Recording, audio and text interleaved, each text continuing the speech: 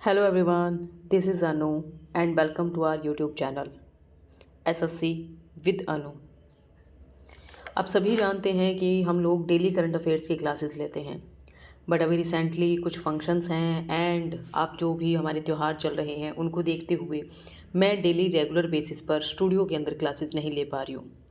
But मैंने आप लोगों को प्रॉमिस किया था कि हमारी क्लासेस कंटिन्यू चलती रहेंगी। इसी बेसिस पर मैं डेली करंट अफेयर्स की जो क्लासेस हैं वो आप लोगों को जो भी पेंडिंग रहेंगी उन सभी को मैं करवा दूंगी बाद में। बट जो आप लोगों का स्टैटिक पोर्शन का मैंने वादा किया था मैं उन्हीं की क्लासेस लेकर आई हूँ, जिसमें हम लोग सबसे पहले शुरू कर रहे हैं पॉलिटी में मैं सबसे पहले आप लोगों को करवाने जा रही हूँ प्रस्तावना यानी प्रेम्बल में एक चीज़ आप लोगों को जानना ज़रूरी है कि प्रेम्बल जो एक्चुअल में ये है क्या, यानी प्रस्तावना है क्या, इसे लाया ही क्यों गया, इसको लाने के मेन कारण क्या थे। देखिए, जब आप कोई भी बिज़नेस करते हैं तो आप उस बिज़नेस से पहले आप एक ड्राफ्ट तैयार कर लेते हैं, और उस ड्राफ्ट को तैयार करने का मेन पर्पज़ क्या रहता है, यानी आपने कोई भी ड्राफ्ट तैयार किया, उस ड्राफ्ट को तैयार करने का मेन पर्पज़ आपका रहेगा कि हमें कितना भी लॉस होने वाला है या कितना हमें प्रॉफिट होने वाला है उसका हम लोग एक अनुमान लगा सकें। उसी प्रकार से हमें जितने भी यहाँ पर क्या कहते हैं गाइडलाइंस जो दी गई होंगी उन गाइडलाइंस के बारे में हमें पता चल जाए, और हम लोग इन गाइडलाइंस को पूरा पढ़ने की बजाय उनको एक समरी में पढ़ना ज़्यादा पसंद करते हैं। तो प्रस्तावना भी बचा वही समरी है जो हमें पूरे संविधान की, पूरे कॉन्स्टिट्यूशन की एक काफ़ी संक्षिप्त रूप से चर्चा हमें प्रोवाइड करवा देती है कि एक्चुअल में संविधान में दिया क्या गया है। तो अब जानते हैं पहले प्रस्तावना के बारे में। प्रस्तावना जो कि हमारे संविधान का ही भाग है। क्वेश्चन आप लोगों के लिए बन जाएगा, क्या प्रस्तावना हमारे संविधान का भाग है? जी हाँ, परंतु आप क्वेश्चन यहाँ पर यह भी बनता है कि मैम जो हमारा संविधान था वो तो कब अपना लिया गया था? मैम 26 नवंबर 1949 को अपना लिया गया था। और लागू कब हो गया था भी? मैम हमें देखने को मिल गया था 26 जनवरी 1950 को हमारा संविधान लागू हो गया था, परंतु तब तक हमें संविधान से संबंधित कोई भी चर्चा देखने को नहीं मिली। तब तक हमें प्रस्तावना से संबंधित कोई भी चर्चा देखने को नहीं मिली।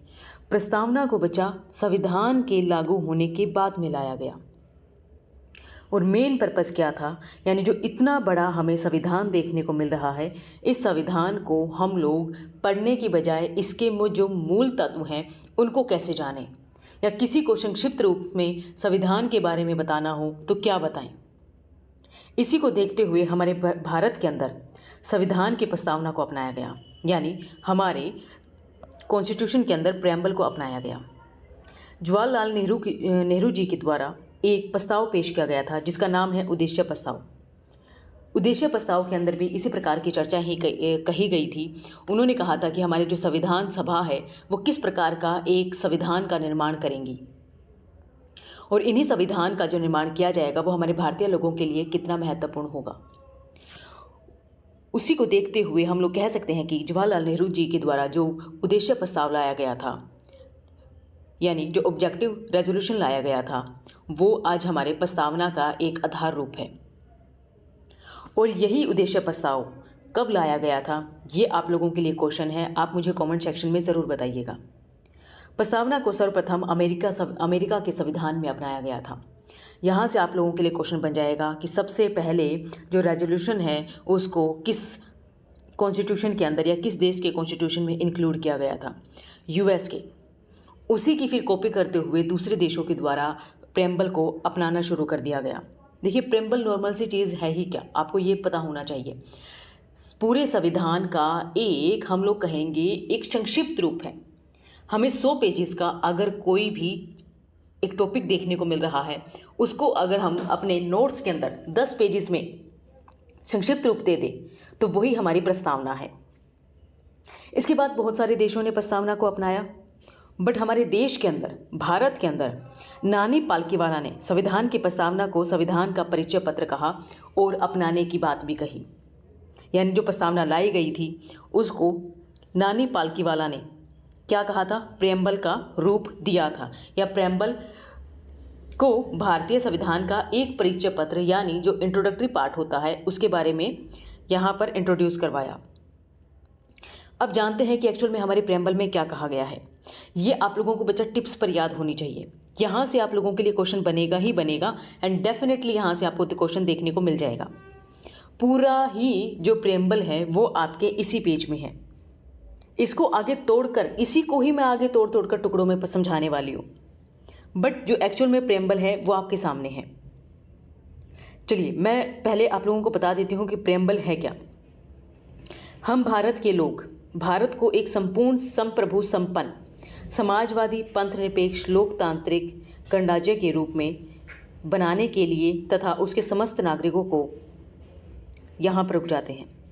इसमें क्या बताया गया है देखिए, हम यानी वी भारत के लोग, the people of India, Bharat को एक क्या बनाना चाहते हैं भी, संपूर्ण प्रभुत्व संपन्न, यानी हम लोग क्या कहेंगे, सॉवरेन कंट्री बनाना चाहते हैं। संपूर्ण प्रभुत्व संपन्न, सॉवरेन समाजवादी, पंथ निरपेक्ष यानी ma'am socialist secular democratic Republic, लोकतांत्रिक गणराज्य बनाने के लिए और समस्त नागरिकों को। ये कुछ वर्ड्स हैं जो आपको यहाँ पर याद करने ज़रूरी हैं। देखिए स्पीडली तो मैं पढ़ दूंगी, बट आप लोगों को ठहराव के साथ मैं इसलिए बता रही हूँ ताकि आप लोग यहाँ पर ठहर के पढ़ें, क्योंकि क्वेश्चन यहीं से बन जाता है। आप लोगों से पूछा जाएगा कि हमारे प्रेम्बल से रिलेटेड हैं, क्या आएगा, समाजवादी पंथनिरपेक्ष लोकतंत्रात्मक गणराज्य, ठीक है, और फोर्थ ऑप्शन कुछ भी दे दिया जाएगा। अगर आप लोगों ने इसको नहीं पढ़ा होगा तो क्वेश्चन यहीं पर गलत बन जाएगा आपका, ठीक है। हमारा भारत एक सॉवरेन कंट्री भी है, हमारा भारत एक सोशलिस्ट सेकुलर कंट्री भी है एंड डेमोक्रेटिक रिपब्लिक भी हमें देखने को मिल जाता है। ये वर्ड्स आप लोगों को टिप्स पे होने चाहिए, ठीक है। इसके समस्त नागरिकों को, यानी भारत के समस्त नागरिक जो भी इसकी सीमा के अंदर रहने वाले हैं, उन सभी को शामिल किया गया है। इसमें हमें इसका नेचर कैसा देखने को मिल जाता है, यानी इसमें किन किन पॉइंट्स पर ज़्यादा फोकस किया गया है। भारतीय संविधान के अंदर फोकस किया गया है मैम जस्टिस पर, न्याय पर, नेक्स्ट स्वतंत्रता पर, लिबर्टी पर। याद रखिएगा हम लोग यहाँ पर फ्रीडम वर्ड यूज़ नहीं कर रहे हैं, हम लोग यहाँ पर लिबर्टी वर्ड यूज़ कर रहे हैं। फिर क्या आएगा, समता, यानी हम लोग कहेंगे ma'am equality. And last one is क्या आएगा मैम, फ्रेटर्निटी, यानी हम लोग क्या कहेंगे मैम, बंधुत्व की भावना। बंधुत्व की भावना किन के अंदर होनी चाहिए मैम, जो देश के अंदर रह रहे हो लोगों के बीच में, साथ ही साथ मैम एक ऐसी बंधुत्व की भावना जो हमारे देश की अखंडता को नष्ट ना करती हो, हिंदू मुस्लिम की भावना हमें देखने को ना मिल जाए, हमारा भारत अखंड बना रहे, उसमें हमें बहुत सारे खंड देखने को ना मिले, भारत की एकता को बनाए रखना। तो चलिए अब जानते हैं इन्होंने जो बताया, जो न्याय के बारे में चर्चा की गई है, वो न्याय किन किन क्षेत्रों में है, सामाजिक, आर्थिक और राजनीतिक। ध्यान रखिएगा क्वेश्चन यहाँ पर बनेगा, हमारे प्रेम्बल के अंतर्गत जो न्याय शब्द है वो किन किन को रिप्रेजेंट करता है, सामाजिक, आर्थिक, राजनीतिक और ऑप्शन डी दिया गया होगा धार्मिक। तो यहाँ पर धार्मिक न्याय की चर्चा नहीं की गई है, क्योंकि भारत आप सभी जानते हैं एक सेकुलर कंट्री है, यहाँ पर यानी पंथ निरपेक्ष कंट्री है, यहाँ पर सभी धर्मों को समान दर्जा दिया गया है। सामाजिक, आर्थिक और राजनीतिक न्याय के बारे में चर्चा की गई है, ना कि धार्मिक। नेक्स्ट बताया गया है लिबर्टी। इन्होंने कहा आपके विचारों की स्वतंत्रता आपके पास है, आपके जो थॉट प्रोसेस हैं, जो भी थॉट्स हैं, आप इजीली उनको रख सकते हैं, आप किसी भी सम्मेलन में जा सकते हैं, आपको यहाँ पर बाउंड नहीं किया जाएगा, आपको यहाँ पर पढ़ा जो भी आपको लिख कर दिया जाता है उसी को बोलने के लिए नहीं कहा जाएगा, आप अपने विचारों को स्वतंत्र रूप से रख सकते हैं। एक्सप्रेशंस, आपकी अभिव्यक्ति कैसी है, आपको बुरा लगा है तो आप बुरा, हम कहते हैं कि मैम हमें कोई बुरा चीज़ लगी तो हम लोग क्या करेंगे, अपना फेस के एक्सप्रेशन इसी प्रकार से देते हैं, अभिव्यक्ति। बिलीव, हमारा विश्वास कैसा है, मैं किसी चीज़ को मानना चाहती हूँ या नहीं मानना चाहती हूँ, मैं किसी चीज़ के फेवर में हूँ या नहीं हूँ, तो मैं खुल के बता सकती हूँ, मुझे स्वतंत्रता है, लिबर्टी है। फेथ एंड वर्शिप, मुझे किसी भी धर्म को मानने की पूरी स्वतंत्रता है, मैं चाहे हिंदू धर्म को मानूं, बौद्ध धर्म को मानूं, जैनिज्म को मानूं, मुस्लिम को मानूं, किसी भी धर्म को मानने की स्वतंत्रता है भारत के अंदर। याद रखिएगा भारत का राज्य स्पेसिफिक कोई भी धर्म नहीं है, भारत के नाम के साथ कोई भी धर्म नहीं जुड़ा हुआ। जैसे आप मुस्लिम कंट्रीज में देख लीजिए, पाकिस्तान के साथ इस्लाम धर्म का नाम जुड़ा हुआ है, सऊदी अरेबिया के साथ इस्लाम धर्म का नाम जुड़ा हुआ है, तो वहां पर हमें नाम यानी जो धर्म है वो देखने को मिल जाते हैं, बट क्या भारत में ऐसा देखने को मिलता है? नहीं मैम। उसके अलावा आपको देखने को मिलेगा यहाँ पर क्या आएगा भाई, उपासना। आप पूजा कर सकते हैं, आप किसी भी धर्म को मान सकते हैं और फ्रीली सत्संग वगैरह करवा सकते हैं, अपने घर में लंगर लगवा सकते हैं, फ्रीली आप कुछ भी यहाँ पर कर सकते हैं।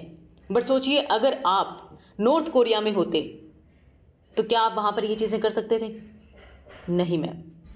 तो भारत में यही खूबसूरती है, हमें यहाँ पर अपने विचारों की, अभिव्यक्ति की, विश्वास की, धर्म की और उपासना की स्वतंत्रता देखने को मिल जाती है, यानी थॉट्स की, एक्सप्रेशन की, बिलीफ की, फेथ की एंड वर्शिप।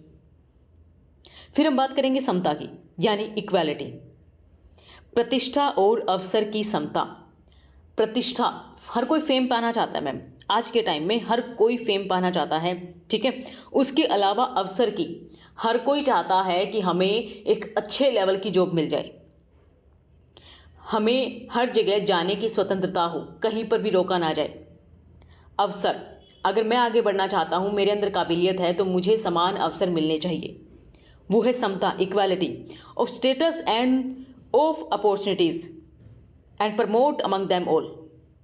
मेन पर्पज़ क्या है इनका? मेन पर्पज़ है कि ये हमें जो प्रेम्बल है, वो संविधान जो है वो हर एक व्यक्ति को प्रतिष्ठा और अवसर की समता प्राप्त करने का अधिकार प्रदान करता है। किसी को भी जाति, धर्म, जन्म स्थान आदि के आधार पर रोका नहीं जाएगा, उनको इक्वल राइट्स दिए जाएंगे। आई थिंक आप समझ रहे होंगे कि मैं किस बारे में बात कर रही हूँ। तथा उन सब में व्यक्ति की गरिमा और राष्ट्र की एकता और अखंडता सुनिश्चित करने के लिए हमें यहाँ पर फ्रेटर्निटी यानी बंधुत्व बढ़ाने के लिए भी हमारी प्रस्तावना में कहा गया है। उन सब में व्यक्ति की गरिमा हमारे आर्टिकल 21 में कहा गया है कि व्यक्ति अपने स्वतंत्र रूप से जी सकता है। अब किसी व्यक्ति को हम मान लेते हैं कि मैम आप LGBTQ कम्युनिटी को ले लीजिए, वो अपनी मर्जी से रहना चाहते हैं, बट कुछ लोग ऐसे होते हैं कहते हैं कि नहीं, भगवान ने सिर्फ 2 ही रूप बनाए हैं, एक मेल दूसरा फीमेल, इनको वो राइट देना नहीं चाहते हैं LGBTQ कम्युनिटीज़ को। बट बच्चा वो गलत है, वो भी कुदरत का एक रूप है। आप सभी शिव का अर्धनारी रूप आप सभी जानते हैं, ठीक है। यानी हमें वो रूप भी हमारे प्राचीन समय से देखने को मिल रहा है। तो उन्हें भी व्यक्ति की गरिमा यानी गरिमापूर्ण जीवन जीने का अधिकार है, हर एक सेक्टर के अंदर जॉब करने का अधिकार है और हर एक यानी हायर एजुकेशन प्राप्त करने का अधिकार है। राष्ट्र की एकता और अखंडता सुनिश्चित करने वाली बंधुत्व, हमें मिलजुल कर चलना होगा जो हमारे देश की एकता को बनाए रखे, इसमें बहुत सारे खंड ना बनाए, आपसी विभाजन हमें देखने को ना मिले। बंधुत्व यानी भाईचारे की भावना को बढ़ाने के लिए दृढ़ संकल्प लेकर या होकर अपने इस विधानसभा में आज तारीख 26 नवंबर 1949 को हम इस संविधान को अंगीकृत, अधिनियमित और आत्माप्रित करते हैं। यानी in our constitution assemblies this 26th day of November 1949 do hereby adopt enact किया जा रहा है। यहाँ पर सीधा सीधा क्वेश्चन आएगा आप लोगों के लिए, क्या किया जा रहा है? अडोप्ट किया जा रहा है बच्चा, एनेक्ट किया जा रहा है। एंड गिव टू द, क्या आएगा भी, ओवरसर्व दिस द कॉन्स्टिट्यूशंस, हम लोग खुद को ही आत्माप्रित कर रहे हैं, इसको दे रहे हैं, ठीक है। यहाँ पर सिर्फ इन्होंने ये वर्ड यूज़ किया है कि हम लोग अंगीकृत कर रहे हैं, अधिनियमित कर रहे हैं, ओत आत्माप्रीत यानी इसको अपना रहे हैं, खुद अपने आधार पर, देश में लागू नहीं कर रहे हैं। लागू करने का वर्ड इन्होंने यूज़ नहीं किया। देखिए हम कहेंगे कि आज हम लोगों ने प्लान यहाँ पर पूरा तैयार कर लिया। आज मैं कहूँगी कि मैं प्रेम्बल अभी रिसेंटली सुबह 7 बजे अगर मैं रिकॉर्ड कर रही हूँ और इसको मैं अपलोड करूँगी 12 बजे, तो यानी मैंने इसको कब तैयार किया? मैंने किया मैम 7 बजे तैयार, बट मैं अपलोड कब कर रही हूँ यानी आप लोगों को प्रोवाइड कब करवा रही हूँ? 12 बजे। दोनों टाइमिंग चेंज है, उसी टाइमिंग पे देखने को नहीं मिला। उसी प्रकार से हमने इसको क्या कर लिया, अपना तो लिया था, कब भाई मैम 26 नवंबर 1949 को, बट पूरे देश में लागू कब हुआ? 1950 को बचा, 26 जनवरी 1950। और उसी दिवस को हम लोग गणतंत्र दिवस यानी रिपब्लिक डे के रूप में मनाते हैं। हम भारत के लोग भारत को एक संपूर्ण प्रभुत्व संपन्न समाजवादी पंथ निरपेक्ष लोकतंत्रात्मक गणराज्य बनाने के लिए तथा उसके समस्त नागरिकों को सामाजिक, आर्थिक और राजनीतिक न्याय, विचार, अभिव्यक्ति, विश्वास, धर्म और उपासना की स्वतंत्रता, प्रतिष्ठा और अवसर की समता प्राप्त कराने के लिए तथा उन सब में व्यक्ति की गरिमा और राष्ट्र की एकता और अखंडता सुनिश्चित करने वाली बंधुता बढ़ाने के लिए दृढ़ संकल्प होकर अपने इस संविधान सभा में आज तारीख 26 नवंबर 1949 ईस्वी को इस संविधान को अंगीकृत, अधिनियमित और आत्माप्रेत करते हैं। इसमें आप लोगों को justice, liberty, equality and fraternity को याद रखना होगा। चलिए, इसको मैंने यहाँ पर और अच्छे से एक्सप्लेन कर दिया है। आप लोग अच्छे से देख सकते हैं कि आपको किन किन वर्ड्स पर ज़्यादा फोकस करने की नीड है। स्वतंत्रता, समता, व्यक्ति की गरिमा, राष्ट्र की एकता यानी इंडिविजुअल पर्सन के बारे में भी बात की जा रही है। यूनिटी एंड इंटीग्रिटी, हमें मिलजुल कर चलना है, एक साथ, यूनिटी यानी एकता बनाकर चलना है ऑफ नेशन, याद रखेंगे। चलिए, इसके अलावा आप लोगों के जो क्वेश्चन में आएगा, आप लोगों से पूछा जाएगा कि हमारी जो प्रेम्बल है, प्रेम्बल के एक्चुअल में हमें सोर्स कौन कौन से देखने को मिल जाते हैं। कौन कौन से आएंगे भाई? जो भारत के, यानी हम लोग प्रेम्बल किस बेसिस पर तैयार कर रहे हैं, उसका एक्चुअल में सोर्स क्या है? भारत के लोग। क्या आएगा भी मैम यहाँ पर? पीपल ऑफ इंडिया, भारत के लोग। एंड उसका नेचर क्या है? नेचर हमें देखने को मिल जाएगा, भारत का जो संविधान है उसका नेचर देखने को मिल जाता है sovereign, socialist, secular, democratic and Republic. कहते हैं ना कि ये अच्छे नेचर का इंसान है, ये बुरे नेचर का इंसान है, ये ठीक है, खुशी में खुश भी रहता है, दुख में बहुत ही ज़्यादा रोने लग जाता है, इसका नेचर ऐसा ही है। तो वो नेचर कैसा है? भारत पूरी दुनिया में किस नेचर से जाना जाता है? पहली चीज़, इसका कोई खुद का धर्म नहीं है, यानी धर्म निरपेक्ष, पंथ निरपेक्ष है। लोकतंत्रात्मक गणराज्य है, लोगों के लिए, लोगों के द्वारा चुनी गई सरकार हमें यहाँ पर देखने को मिल जाती है। ठीक है, डेमो और लिखित हमें संविधान देखने को मिल जाता है, इसलिए गणतंत्रात्मक हमें देखने को मिल जाता है, क्योंकि एक्चुअल में मैम यहाँ पर सोर्स ऑफ कॉन्स्टिट्यूशन हमें क्या देखने को मिला? People of India. ऑब्जेक्टिव्स क्या हैं, हमें क्या क्या ऑब्जेक्टिव देखने को मिल रहे हैं? देखिए, हमारा संविधान हमें क्या देता है? जस्टिस यानी न्याय देता है मैम, लिबर्टी स्वतंत्रता देता है मैम, इक्वालिटी हमें यहाँ पर समानता का अधिकार देता है मैम, एंड फ्रेटर्निटी हमें क्या दे रहा है? बंधुत्व की भावना को प्रमोट करने के लिए हमारे यानी अंदर की जो भावना है उसको प्रमोट कर रहा है, और हमें कुछ नई चीज़ें सिखाने के लिए हमेशा तत्पर रहता है। तो इसका ऑब्जेक्टिव मेन उद्देश्य क्या है? हर एक व्यक्ति को यहाँ पर न्याय मिल सके। कौन से प्रकार का न्याय? कितने प्रकार के न्याय दिए गए हैं मैम? 3 टाइप के, सामाजिक, आर्थिक एंड राजनीतिक। आप लोगों के लिए क्वेश्चन में आएगा धार्मिक, तो धार्मिक को गलत कर दीजिएगा। ठीक है, समानता की बात की गई है, किस प्रकार की समानता? इक्वालिटी की बात की गई है। बंधुत्व एंड स्वतंत्रता, इनको याद रखिएगा, यहां से क्वेश्चन बनता है।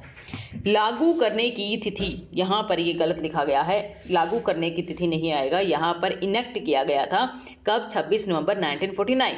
ठीक है, याद रखिएगा, लागू नहीं किया गया था। लागू पूरे देश के अंदर कब हुआ था? अभी 26 जनवरी 1950।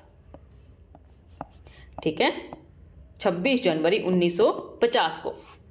अब आएगा इसकी मौलिक विशेषताएं, इनको मैंने बहुत खोल के ऑलरेडी आप लोगों को समझा दिया है। आप लोग इनको पढ़ सकते हैं कि एक्चुअल में सॉवरेनिटी क्या होता है, सोशलिस्ट क्या होता है, सेकुलर क्या होता है, डेमोक्रेटिक क्या है, एंड रिपब्लिक क्या होता है।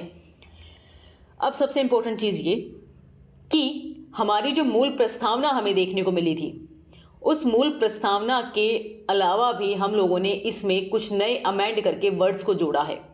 वो कौन कौन से वर्ड्स हैं?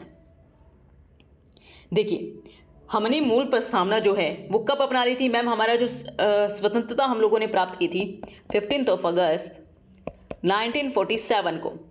ठीक है, उसके बाद मैं कहूँगी कि हमें 26 जनवरी 1950 को पूरे देश में लागू होता हुआ दिखाई दिया एक संविधान। ठीक है, और उस संविधान के बाद ही यहां पर क्या देखने को मिली? एक प्रेम्बल देखने को मिली, जो कि इसका परिचय पत्र था। बट जो प्रस्तावना लाई गई, प्रस्तावना के अंदर फिर क्या कर दिया गया भी? यहां पर हमें क्या किया गया? एक अमेंड देखने को मिला। जो प्रस्तावना आ गई थी, जो प्रेम्बल आ गई थी, उसमें अमेंडमेंट किए गए, क्योंकि कुछ नए वर्ड्स हमें जो इसमें शामिल करने ज़रूरी थे, जो कुछ वर्ड्स रह गए थे उनको शामिल किया गया।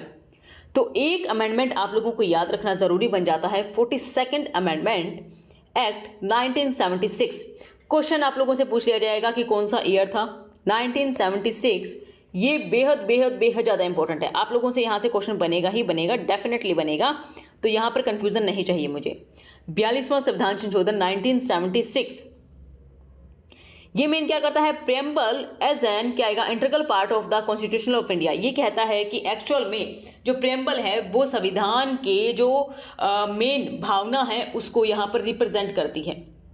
बट हमें कुछ नए अमेंडमेंट्स देखने को मिले थे। क्वेश्चन उठ गया था कि प्रेम्बल को संविधान के लागू होने के बाद इसको लाया गया, तो क्या ये संविधान का भाग है या नहीं है। तो बच्चा याद रखिएगा, प्रेम्बल संविधान का भाग है, प्रेम्बल संविधान का भाग है, ठीक है। और यही प्रेम्बल क्या करती है, इससे संबंधित हमें कुछ केस दिए गए थे। उस केस में बताया गया था कि एक्चुअल में किस किस प्रोसेस के माध्यम से हम लोगों ने, यानी जो सुप्रीम कोर्ट है, सुप्रीम कोर्ट ने इसको भारतीय संविधान का भाग यहां पर बताया। बट पहले जानते हैं कि 42वें संविधान संशोधन जो 1976 में हमें देखने को मिला, इसके माध्यम से क्या कुछ नया हमें देखने को मिला था या नहीं, ये अमेंड क्यों किया गया। देखिए, under this amendment the word कौन सा, socialist, secular and integrity were added to the parliament. ये बेहद बेहद ज्यादा इंपॉर्टेंट है भाई। यानी इस संविधान संशोधन के माध्यम से 42वां संविधान संशोधन जो हमें देखने को मिला, इसके माध्यम से प्रस्तावना में समाजवादी, धर्मनिरपेक्ष यानी पंथ निरपेक्ष और अखंडता शब्द को जोड़ा गया था। अखंडता शब्द आप सभी जानते हैं कि राष्ट्र की एकता और अखंडता के अंदर हमें देखने को मिल जाता है, ठीक है। हम भारत के लोग भारत को, वहां पर आपको क्या देखने को मिलेगा, धर्मनिरपेक्ष वर्ड देखने को, पंथ निरपेक्ष शब्द देखने को मिल जाएगा। स्वतंत्रता के अंदर आपको समाजवादी वर्ड देखने को मिल जाएगा। तो इनको आप कनेक्ट कर लीजिएगा, यानी समाजवादी, पंथ निरपेक्ष और अखंडता शब्द को 42nd अमेंडमेंट 1976 में जोड़ा गया था। अब चलिए, इससे संबंधित मैं आप लोगों के सामने कुछ क्वेश्चंस रख रही हूं जो हमें नॉर्मली देखने को मिले थे जब प्रेम्बल लाई गई थी।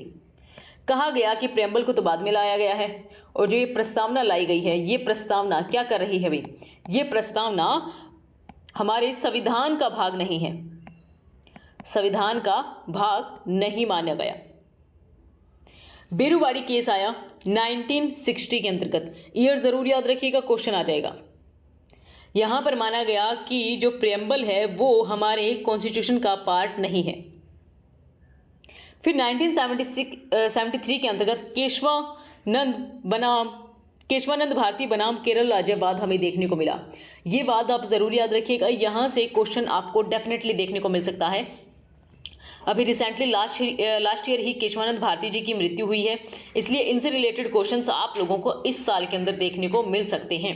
और इनसे संबंधित जो केरल राज्य बनाम, यहाँ पर हमें निजता के अधिकार पर ये बात देखने को मिला था, ये केस देखने को मिला था, जिसमें हमें बहुत सारी स्टेटमेंट्स भी देखने को मिली, जिसमें से एक थी प्रेम्बल। केशवानंद भारती बनाम केरल राज्य के अंदर कहा गया कि जो प्रेम्बल है भाई, वो प्रेम्बल क्या है, हमारे संविधान का पार्ट है, part of our constitution. Then हमें एक और यहाँ पर अमेंड देखने को मिला, या एक नया केस देखने को मिला, जिसमें भारत सरकार बनाम LIC ऑफ इंडिया, यानी union government versus LIC of India 1975। इस केस में भी क्या कहा गया था कि इसमें कहा गया कि जो हमारी प्रेम्बल है वो हमारे कॉन्स्टिट्यूशन का पार्ट है। तो अब आपके क्वेश्चन आ जाए कि हमारे संविधान के भाग माने गए हैं कौन कौन से, तो आप लोग याद रखिएगा, वहां पर अगर प्रेम्बल दिया गया है या फिर वहां पर प्रस्तावना वर्ड का यूज किया गया है तो वो ठीक होगा, क्योंकि सुप्रीम कोर्ट के द्वारा यहां पर जो इसके संविधान के भाग होने पर क्वेश्चनिंग की जा रही थी, दो केसेस के अंदर केशवानंद भारती बनाम केरल राज्य एंड यहाँ पर LIC ऑफ इंडिया का जो केस था, उसमें कहा गया कि जो प्रस्तावना है वो हमारे कॉन्स्टिट्यूशन का पार्ट है। भाई याद रखिएगा, बेहद बेहद बेहद ज़्यादा इंपॉर्टेंट है। यहीं से क्वेश्चन आप लोगों को नॉर्मली देखने को मिल जाएंगे। बच्चा, आज की जो हमारी क्लास है यही फिनिश करते हैं। ये रिकॉर्डेड क्लास है, आप लोगों को रिकॉर्डेड बेस पर दी जा रही है ताकि आप लोग कंटिन्यू बेसिस पर इसको देखते रहें। आपको कोई भी डाउट हो तो आप लोग हमारे कमेंट सेक्शन में ज़रूर बता सकते हैं। नेक्स्ट क्लास में मैं ट्राई करूँगी कि आप लोगों को उसका रिप्लाई मैं दे पाऊँ, ठीक है, या फिर कमेंट सेक्शन में आप लोगों को इसका रिप्लाई मिल जाएगा, कोई भी डाउट हो तो। बट क्लास को आप लोगों ने बहुत अच्छे से करना है। इसकी जो PDF होगी, PDF आपको मिल जाएगी भाई SSC with Anu Telegram channel पर।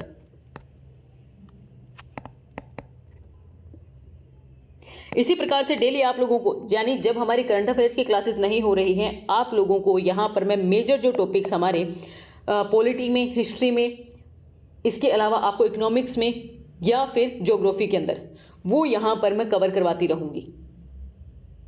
तो धन्यवाद। इसी प्रकार की इन्फॉर्मेटिव नॉलेज के लिए जुड़े रहिएगा आप मेरे साथ SSC विद अनु चैनल पर।